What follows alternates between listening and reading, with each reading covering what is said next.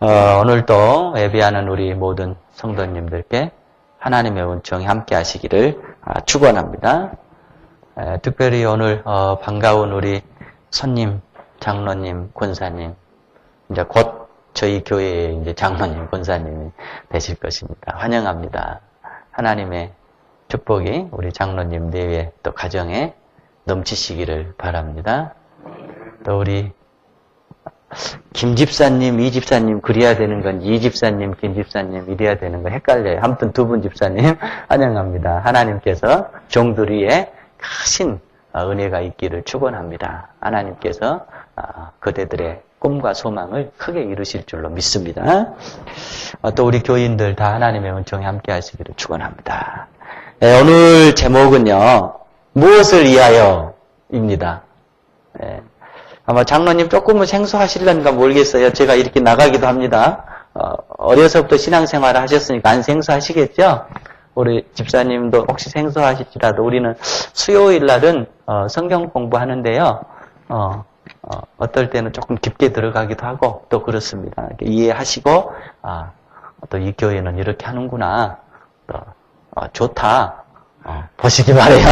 네, 지금 우리가 이 마가복음을 하는데요. 우리 교회가 작년 8월 12일 날 교회를 시작했거든요. 예, 하나님 앞에 예배를 드리면서 시작되었는데 그때부터 수요일 날은 마가복음을 했어요. 그런데 이제 10장까지 나갔어요. 그러니까 얼마나 천천히 나간 줄 이해가 되시죠? 예. 아마 내년까지, 내년 한 중반까지는 가야 될 것 같아요. 11장의 배경은 이런 거예요. 우리가 마가복음이 16장까지 있잖아요. 그런데, 이제 우리가 이렇게 하나 참조를 하자면은, 마가복음이, 1장부터, 이렇게 13장까지를 나누고요. 그 다음에, 14장부터 보통 16장까지 성경학자들은 이렇게 나눕니다. 그런데 이제 여기가 어떻게 나누어지냐면 이제 1장 그다음에 2장부터 10장 그리고 11장부터 13장 그리고 이제 여기는 내나 똑같이 14장부터 16장 이렇게 나누는데요. 여기는 이제 공생의 준비 기간입니다. 그리고 여기는 예수님의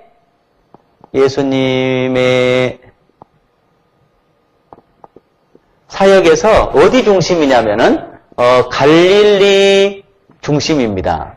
그리고 이제 오늘 우리가 보게 되는 여기는 예수님의 그 마지막 일주일 기간이 있잖아요. 예루살렘에서.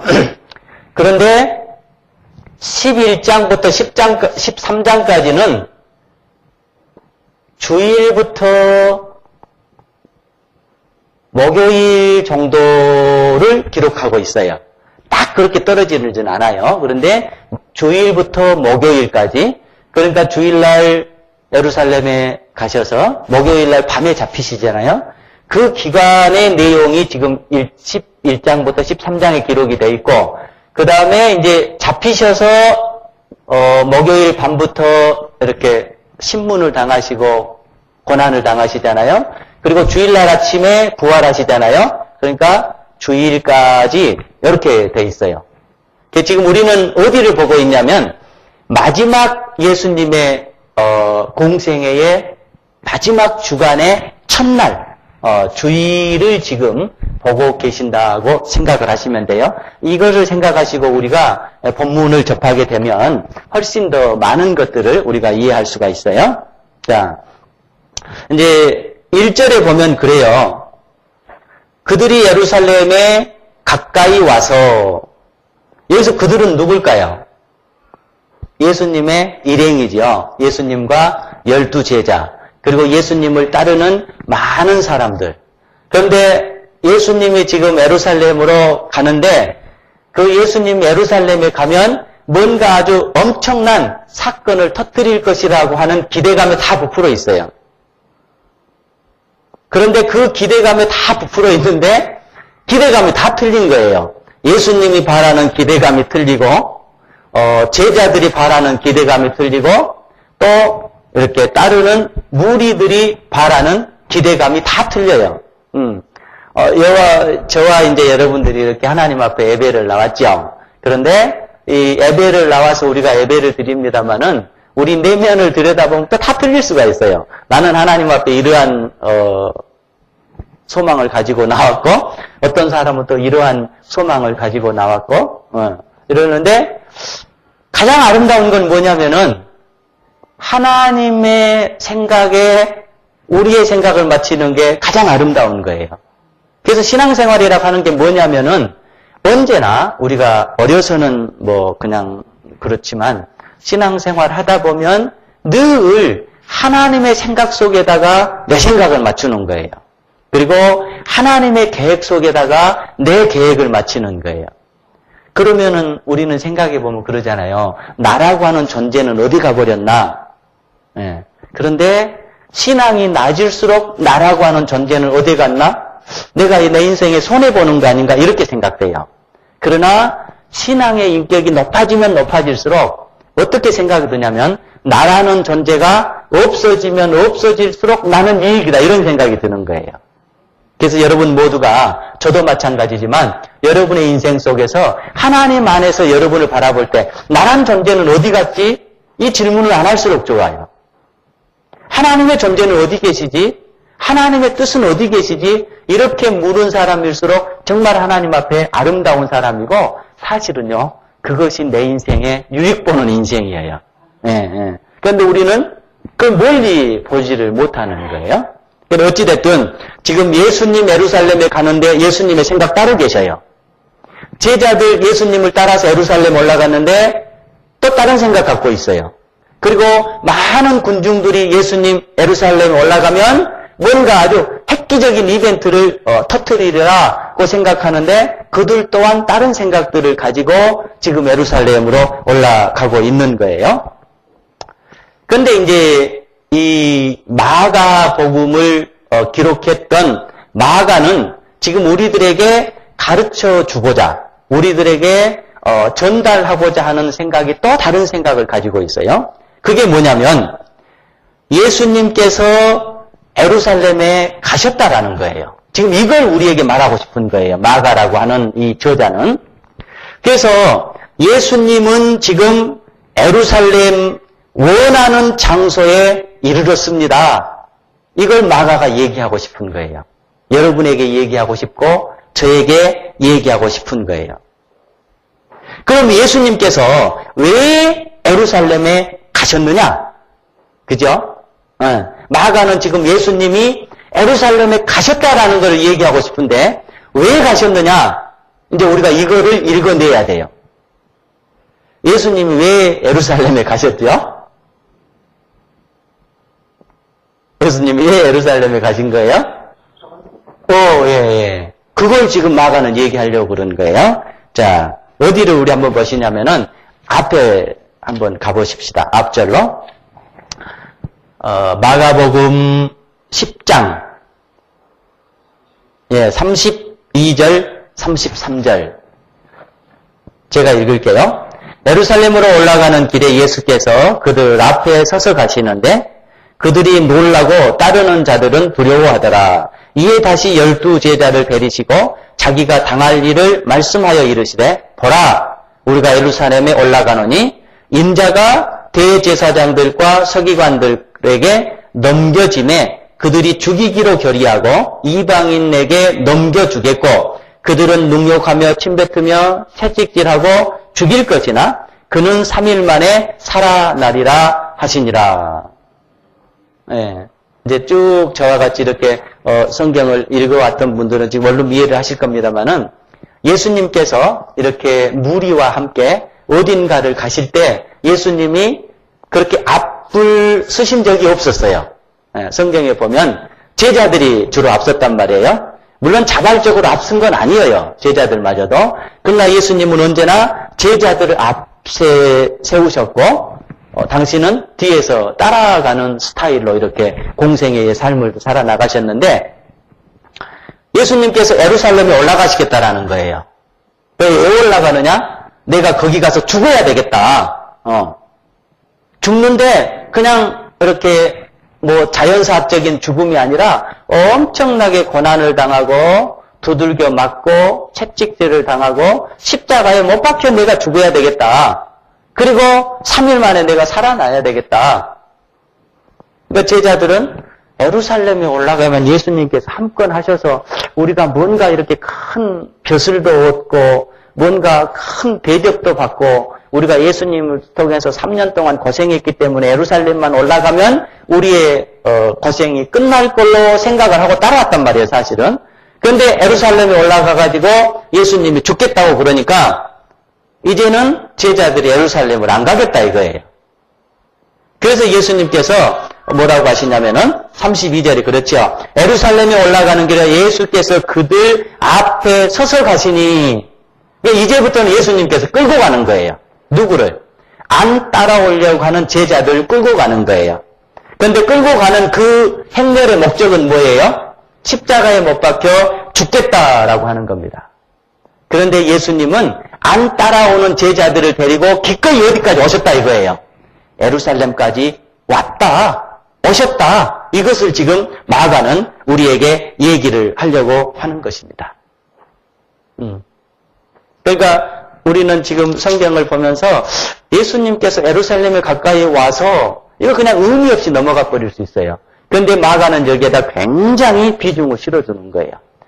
가지 않으려고 하는 제자들을 데리고 예수님께서 앞서서 기꺼이 그 죽음의 현장까지 지금 제자들을 끌고 왔다 이거예요.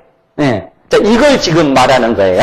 자, 그러면 예수님이 예루살렘에 오신 목적은 인류를 위한 대속의 죽음입니다. 인류를 위해서 죽고 인류의 생명을 위해서 살아나시기 위해서 기꺼이 여기까지 오셨다입니다. 여러분과 제가 신앙생활 하다 보면 안 하고 싶은 일 참 많지요. 가고 싶지 않는 데 많지요. 그러나 주님 때문에 가야 될 때가 있어요. 하기 싫은 일 많아요. 그러나 주님 때문에 해야 될 때가 참 많아요. 근자들은 여러분 아시잖아요. 제가 지금 하나 가기 싫어, 나 하기 싫어, 뭔 의미인지 알죠? 그러나 주를 위해서 해야 될 일이 있단 말이에요. 주를 위해서 만나야 될 사람이 있고 주를 위해서 나를 죽이고 가야 될 때가 있고 그러니까 여러분들이 신앙생활 하면서 진짜 내 개인 같으면 하기 싫다. 내 개인 같으면 이거 안 하고 싶다. 이거 그냥 그만두고 싶다. 이럴 때도 있잖아요. 그러나 주님을 위해서 해야 될 일이라고 하면은 꼭 할 수 있는 성도들 되시기를 축원합니다. 이것이 올바른 신앙이에요. 오늘 예수님께서 우리에게 지금 그걸 보여주고 있는 거예요. 제자들은 안 가겠다라는 거예요. 예루살렘 가면 한 자리 할 줄 알았는데 예수님께서 분명히 밝히는 거예요. 내가 예루살렘 가면 죽으리라. 십자가에 못 박혀 죽으리라. 그러니까는 앞섰던 제자들 다 뒤로 이렇게 돼버린 거예요. 그런데 이들을 데리고 지금 예수님은 기꺼이 예루살렘까지 올라오신 겁니다. 그것을 지금 마가는 우리에게 얘기를 하는 거예요. 그러니까 우리가 그러잖아요. 여러분 다 들어보셨잖아요. 이 삶의 스타일이 보통 이렇게 얘기해요. 세 종류의 삶의 스타일이 있대요. 하나가 뭐냐면 자기 중심이래요. 자기 중심. 그 다음에 두 번째는 누구 중심이겠어요? 삶의 스타일이 타인 중심. 그죠? 타인 중심. 그 다음 세 번째는 뭐겠어요? 하나님 중심. 하나님 중심. 그러니까 이거는 뭐 신앙 중심 그럴까요? 이걸 우리는 뭐라고 그래요? 무슨 주의라고 그래요? 이기주의. 이기주의. 이거를 뭐라고 그래요? 이타주의라고 그러죠. 뭐 상대주의라고 하기도 하고요. 이타주의. 이걸 뭐라고 그래요? 이신주의라고 그래요. 이신주의. 이신주의라고 그래요. 이 지구상에 살고 있는 모든 사람들을 통틀어서 보면은 이것 중에 하나래요. 이것 중에 하나예요. 자, 근데 이제 보세요. 예수님은 이걸까요? 이걸까요? 이걸까요? 삶의 스타일이. 예수님의 라이프 스타일이.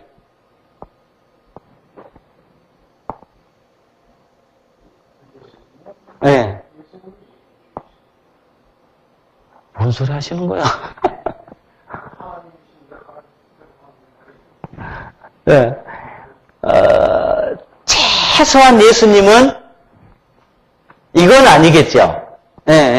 최소한 하나님은 이건 아니에요. 이것이고 이거란 말이에요. 그러니까 이거예요, 이거. 이건데 이제 이 속에 이게 들어가는 것이죠. 그러니까 최소한 예수님의 삶은 이거는 아니단 말이에요. 요 밑으로란 말이에요.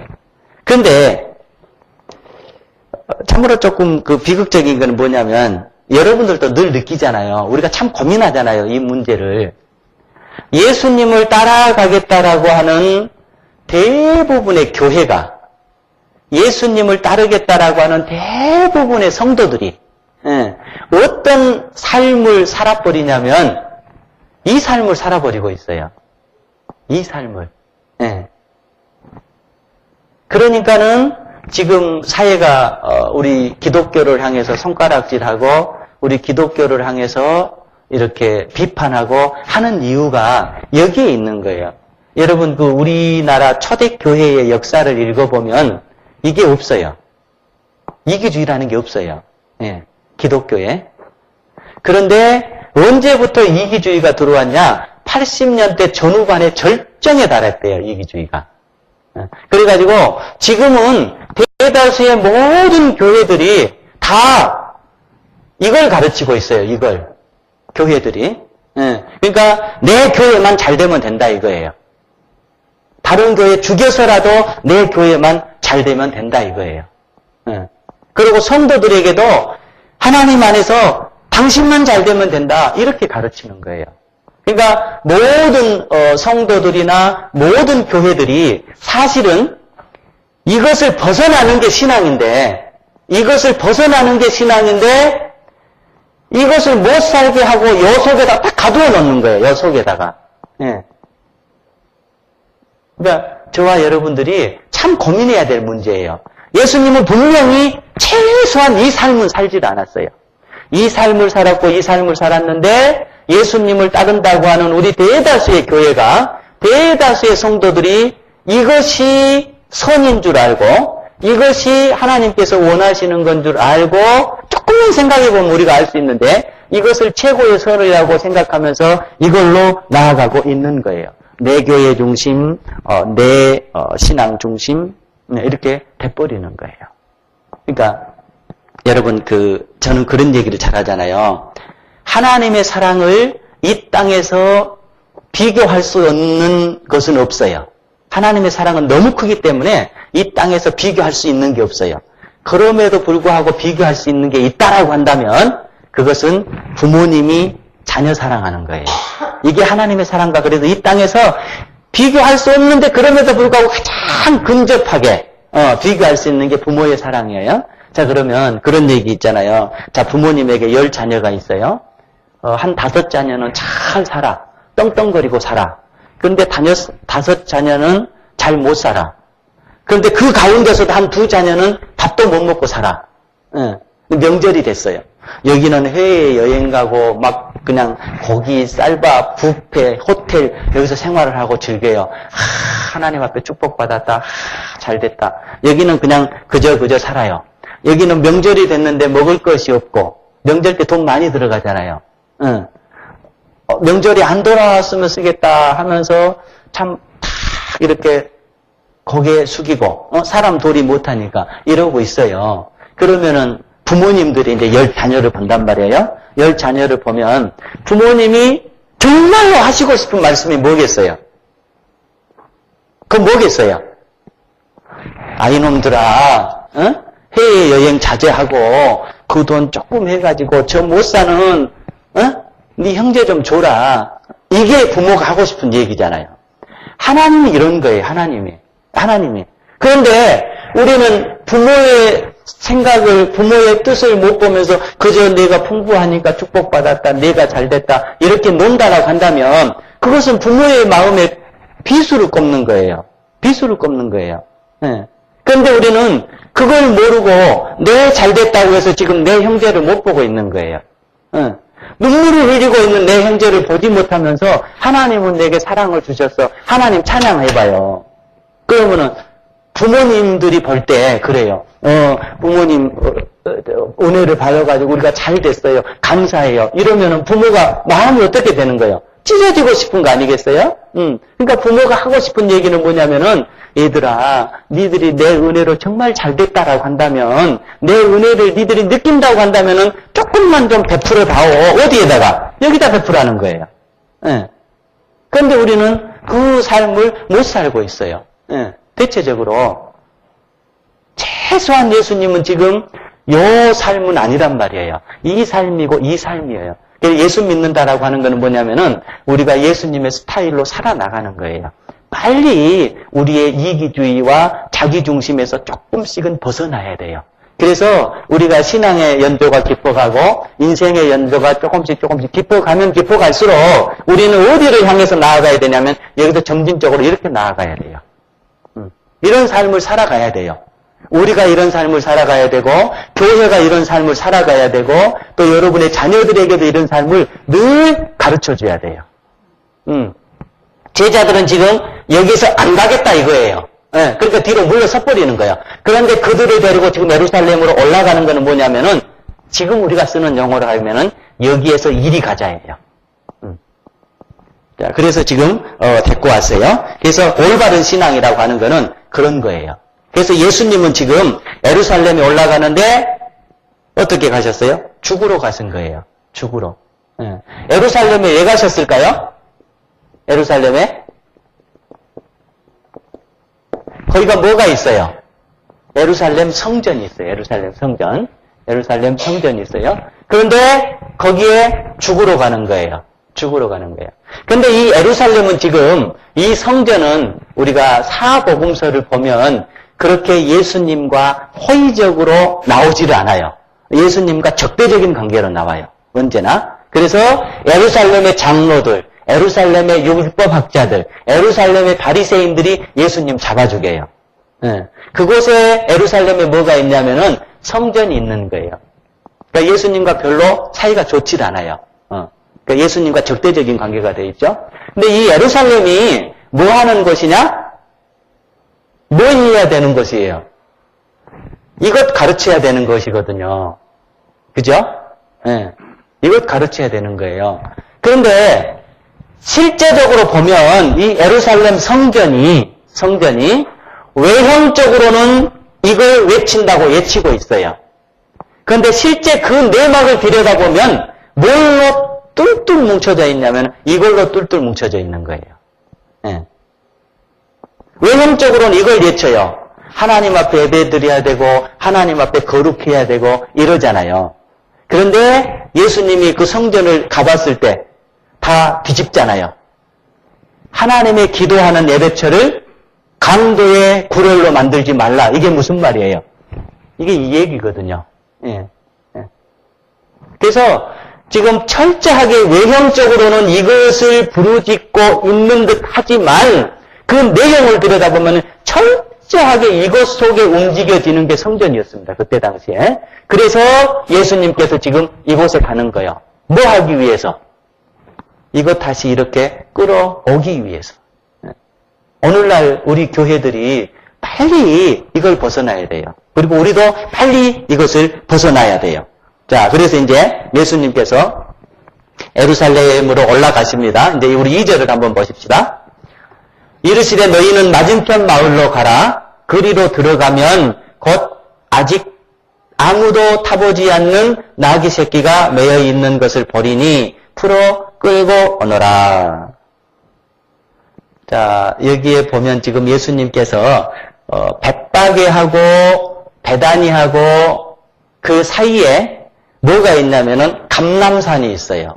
그 감람산은 우리 장로님 성지순례 다녀오셨죠? 아마 보시고 오셨을 거예요. 감람산은 올리브산이라고도 해요. 예. 그런데 예수님께서 지금 이 벳바게하고 베다니 그 사이에 계셨는데 이거는 굉장히 예루살렘과 가까운 거리입니다.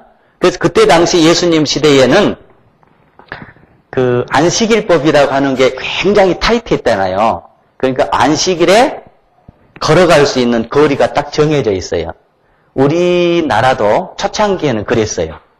걸어갈 수 있는 거리가 이렇게 딱 정해져 있었어요.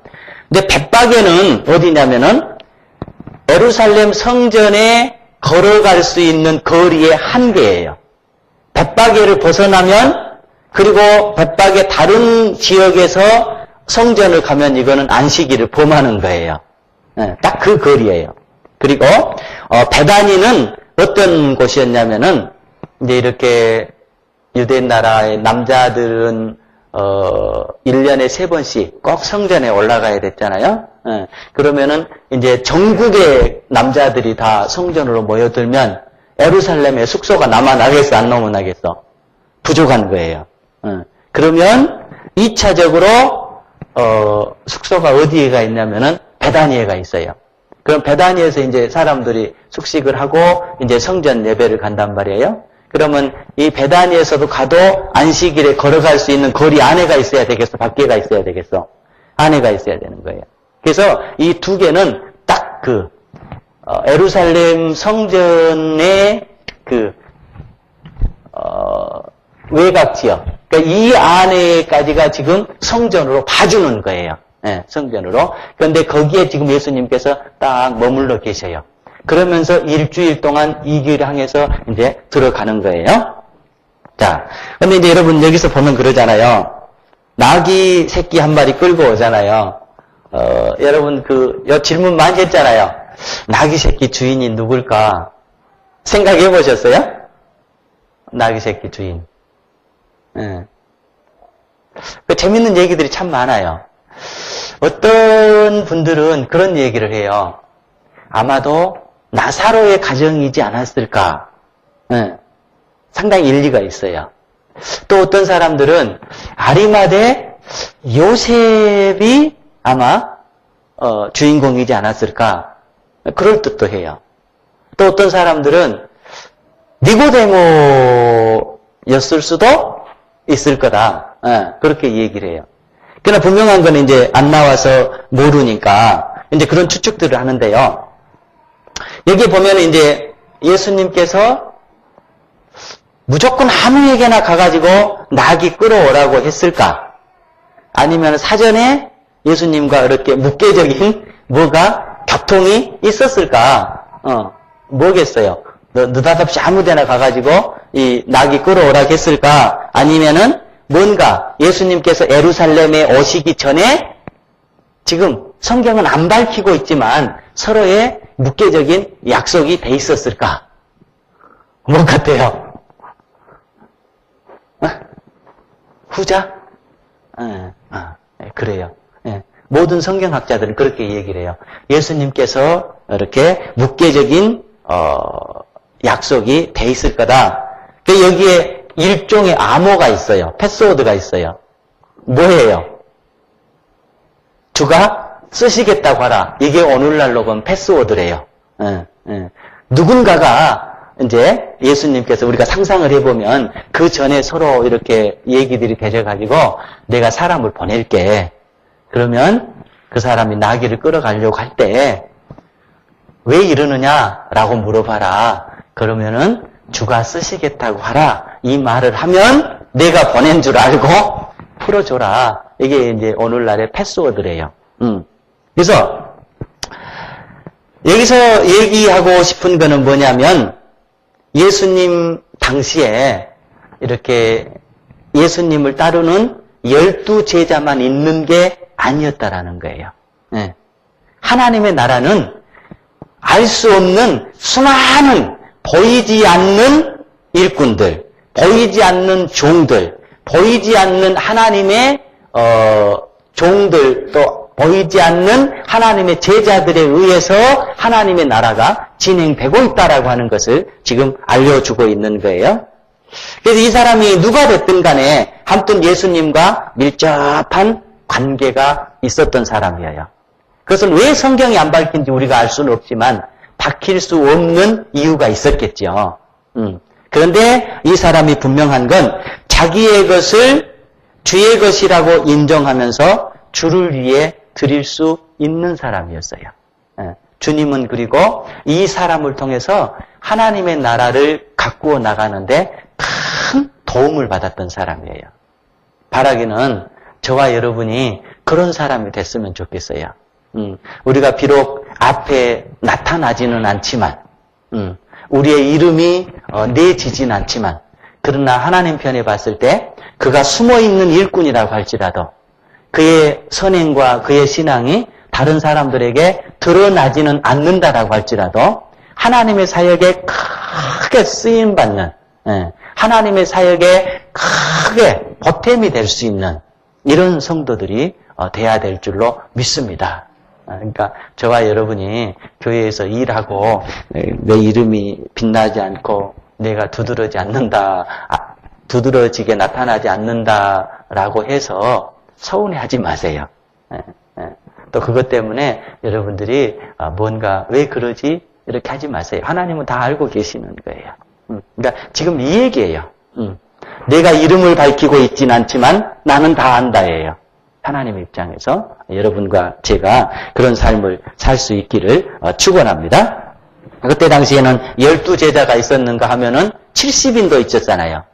그리고 공개적으로 지금 따르는 사람들이 많아요. 여기서 호산나 하면서 따르는 사람이 많이 있어요.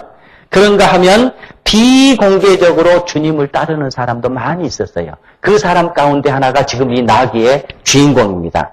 그런데 놀라운 거는 뭐냐면 공개적으로 따르는 사람은 예수님의 사역에 별로 도움을 준 적이 없어요. 누가 도움을 줬냐면은 비공개적으로 따랐던 사람들. 이 사람들이 크게 주님의 사역에 도움을 줬어요. 이 나귀 주인도 그랬고요. 아리마대 요셉도 그러잖아요. 전혀 생상하지 않는 인물이 나와가지고 예수님의 육신의 장례를 치러줬어요. 이거보다 감사할 일이 어디가 있어요. 그런가 하면은 니고데모, 이 율법학자니까 낮에 나올 수 없는 사람이잖아요. 그래 밤에 나와가지고 예수님과 대화하면서 신앙생활의 중생이라고 하는 것, 중생이 얼마나 중요하다라고 하는 것을 일깨워주는 장본인이 바로 이런 사람입니다. 그러니까 비공개적으로 따르면서 주님 앞에 큰 사역을 감당했던 분, 이 사람의 지금 나귀의 주인입니다. 그러니까 우리에게 하는 말이 그 말이에요. 비공개적일지라도 주의 사역을 위해 살 것은 많이 있다예요. 그리고 그게 큰 도움을 준다예요. 그리고 더 큰 거는 주님은 다 알고 계신다예요. 여러분들이 그런 은혜가 있기를 바랍니다. 예. 이제 예루살렘으로 올라가죠. 예수님께서 예루살렘으로 올라가십니다. 예. 이제 나귀를 가지고 와서 예루살렘으로 올라가시죠. 그런데 여기에 보면 네. 나귀 5절에 보십시다. 거기 서 있는 사람 중 어떤 사람 이들이 이르되 나귀 새끼를 풀어 무엇 하려 하려느냐. 자, 그래 나귀를 가지고 와가지고요. 지금 나귀를 타고 가잖아요. 이제 예루살렘으로 가잖아요. 그런데 지금은 우리는 그렇게 알고 있어요. 나귀 새끼는 아주 그 비천한 동물. 그러니까 예수님께서 이 비천한 동물을 타셔서 비천한 자처럼 이렇게 올라갔다 이렇게 알고 있는데 그것은 우리의 생각이에요. 실제 그때 당시로 올라가 보면은 나귀 새끼 나귀도요. 그때 당시에 가장 귀한 동물이 뭐였어요? 왕들이 타는 동물이 말. 말은 귀하고 나귀 새끼는 안 귀하다. 우리 이렇게 알고 있잖아요. 그런 식으로 우리가 교회에서 배워왔어요. 그런데 실제적으로 그때 당시에 올라가 보면은 말하고 나귀하고 똑같아요. 가치가 똑같아요. 말이나 나귀나 가치가 똑같았단 말이에요. 왕이 탔어요. 왕이. 둘 다 왕이 탔어요. 그런데 말은 어떨 때 탔느냐? 전시의 말을 탔어요. 왕이. 그리고 평화시에는 말을 타질 않았어요. 뭘 탔냐면은 나귀를 탔어요. 나귀를. 그러니까 왕이 전쟁에 나갈 때는 말을 탔고 평화 시에는 나귀를 탔던 거예요. 그러니까 여기서 지금 예수님이 나귀를 타고 가셨다라고 하는 것은 평화를 선포하러 가시는 거예요. 평화를 이 평화를 선포한다라고 하는 것은 굉장히 이제 큰 의미가 있어요. 이거는 이제 그냥 넘어가기로 하고요. 자, 그 다음에 많은 사람들이 어떻게 하죠? 겉옷을 벗어서 길가에 깔죠. 그죠? 7절, 8절을 보면은 나귀 새끼를 예수께로 끌고 와서 자기들의 겉옷을 그 위에 얹어 놓음에 예수께서 타심에, 그러니까 나귀 새끼를 가져오니까 사람들이 뭘 깔아요? 옷들을 깔지요, 거기에다. 그러니까 예수님께 거기를 타셨어요. 그리고 9절에 보면 앞에서 가고 뒤에서 따르는 자들이 소리 지르며 호산나 찬송하리로다 주의 이름으로 오시는 이여 하면서 이렇게 흔들잖아요. 그럼 우리는 이걸 지금 뭐라고 생각을 하냐면은 메시아의 입성이라고 그러죠. 제목을 붙일 때 왕 대신 예수님께서 지금 예루살렘으로 올라가신다. 지금 이렇게 생각을 해요. 우리가 이렇게 배워왔어요. 그런데 이거는 성경에서 보면은 그와 같은 게 되질 않아요. 정반대예요.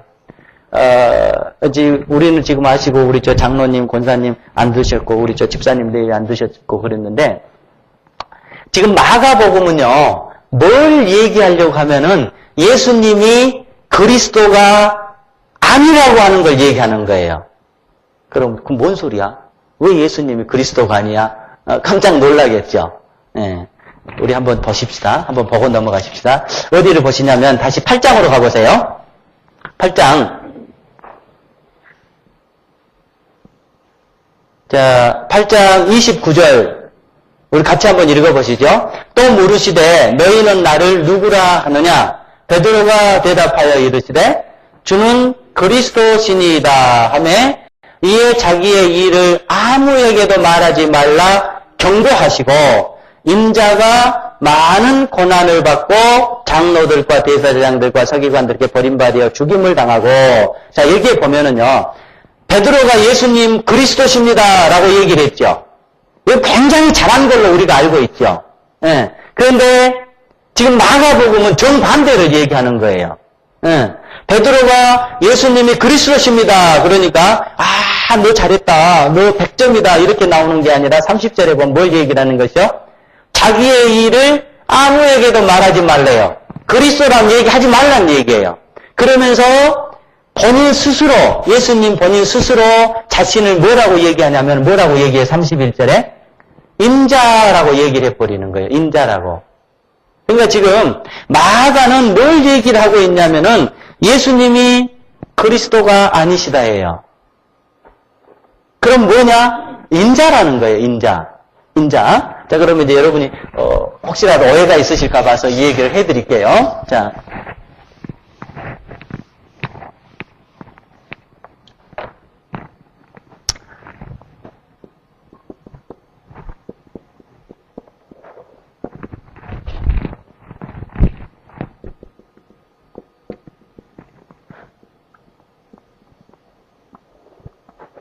자, 모든 사람들이 예수님이 뭘 되기를 원하시냐면 특별히 유대인들이 그때 당시에 그리스도가 되기를 원했던 거예요.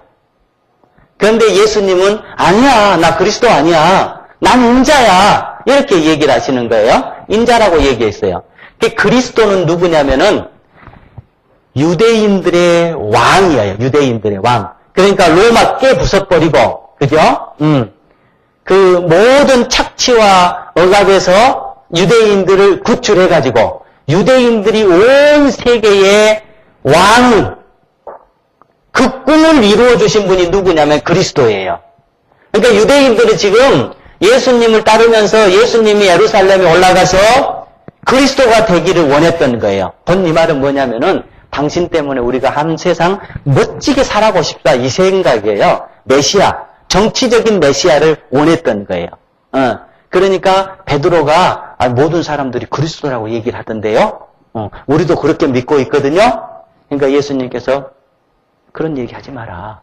그러면서 바로 인자라고 하면서 인자는 죽임을 받고 채찍을 당하고 이렇게 나오는 거예요. 그래서 지금 여기 가는 것도요, 지금 예루살렘에 올라가는 것도 지금 제자들뿐만이 아니라 제자들은 마지못에서 올라가고 있지만은 모든 지금 따라가는 유대 군중들은 예수님이 뭘 되기를 원하시냐면은 그리스도가 되기를 원하는 거야. 그러니까 당신을 통해서 우리가 한 자리 햄 먹읍시다. 당신을 통해서 내가 한 세상 멋지게 살아보십시다. 당신을 통해서 내가 내 육신의 꿈을 이뤄보십시다. 라고 따르는 사람들이 예수님이 그리스도 되기를 원했던 사람들이에요. 그런데 인자는 뭐냐면은 예수님이 죽어야 돼요. 인자가 온 것은 섬김을 받으려 함이라 아니라 섬기려 하고 자기의 목숨을 많은 사람의 대속물로 주려 함이라. 이게 인자인 거예요. 예수님 아니다. 나 그리스도 아니다. 나 유대 너희들 위해서 내가 이 땅에 온 것도 아니고 내가 너희들에게 그런 꿈과 야망과 한 세상 멋지게 살아가는 걸 주려고 내가 예루살렘에 올라가는 것도 아니다. 이 말이 뭐냐면 나 인자 아니 그리스도 아니라는 얘기예요. 나는 철저하게 인자다. 인자는 낮아져서 당신의 목숨을 전 인류를 위해서 주고 전 인류를 위해서 죽어서 전 인류에게 새 소망을 주고 싶은 게 인자다예요. 그런데 지금 따라가는 행렬은 다 지금 뭘 얘기하고 있냐면 이걸 얘기하고 있어요. 자, 그런데요, 이 사람들은 그걸 모르고 지금 하고 있는데 여기에 보면 예수님이 나귀를 타셨잖아요. 그리고 겉옷 가지를 흔들잖아요. 나뭇가지를 흔들잖아요. 이것은 무엇과 비교되는 것이냐면은 나귀는 무엇과 비교되냐면 군마와 비교돼요. 군마와. 그때 당시 그렇게 비교했어요. 그 다음에 그렇죠. 갑옷, 창. 자, 그러니까 갑옷은 무엇과 비교되냐면 무엇과 비교되겠어요? 지금 요 깔아줬던 겉옷과 비교된 거예요. 옷과 비교되는 거예요. 그 다음에 창과 비교되는 게 뭐겠어요? 여기서 지금 오늘 본문에서 나뭇가지예요. 나뭇가지. 자, 그러니까 그때 당시에 왕들은 군마를 타고 갑옷을 입고 창을 흔들며 전진하는 거예요. 거기가 누구냐면은 그리스도예요. 그리스도. 그런데 지금 예수님은 나귀를 타고 겉옷을 깔고 나뭇가지를 흔드는 군중들과 함께 예루살렘에 올라가요. 그러니까 당신은 지금 무슨 모습으로 가냐면은 이 모습으로 가는 거예요. 그러니까 서로 다른 생각이에요. 같은 행렬이 가고 있지만 군중들은 그리스도가 되기를 바라는 마음으로 올라가고 있고 예수님은 지금 인자가 되기를 원하는 마음으로 올라가고 있어요. 그래서 지금 마가복음에 하고 싶은 얘기는 그거예요. 예수님은 그리스도가 아니라는 거예요. 당신들의 꿈과 소망과 육신의 뭔가를 채워주는 분이 아니라 유대인들을 중심으로 하는 그것이 아니라 전 인류를 위해서 희생양이 되시고 전 인류의 죄를 위해서 대속해서 전 인류를 살려주려고 하는 죽을 수밖에 없는 존재로서 올라가고 있다라고 하는 것을 지금 마가는 우리에게 알려주고 있는 거예요. 그러니까 우리가 지금 알고 있는 것과는 꽤 거리가 먼 것을 지금 성경은 얘기하고 있는 거예요. 자, 그래서 지금 예수님은 지금 그것을 향해서 나아가고 있는 거예요.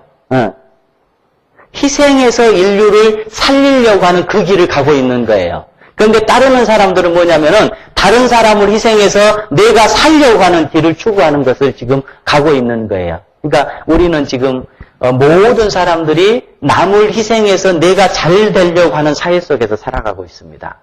이것이 선인 줄 알고 이것이 복인 줄 알고 살아가고 있어요. 그리고 우리도 본의 아니게 거기에 많이 물들어 있어요. 나도 모르게 물들어 있어요. 그러나 예수님은 반대로 얘기해요. 다른 사람을 희생해서 네가 잘 되는 것이 아니라 너가 희생해서 다른 사람을 잘 되게 만들어야 된다. 이것이 신앙의 길이다. 그 길을 지금 예수님이 올라가고 계시는 거예요. 그러면서 제자들을 끌고 올라가고 있어요. 그런데 제자들은 가고 싶지가 않는 거예요. 우리도 지금 사실은 그 길을 가고 있는 거예요. 그 길을 가겠다고 나서는 사람들이 크리스찬들이에요. 여러분이고 저예요.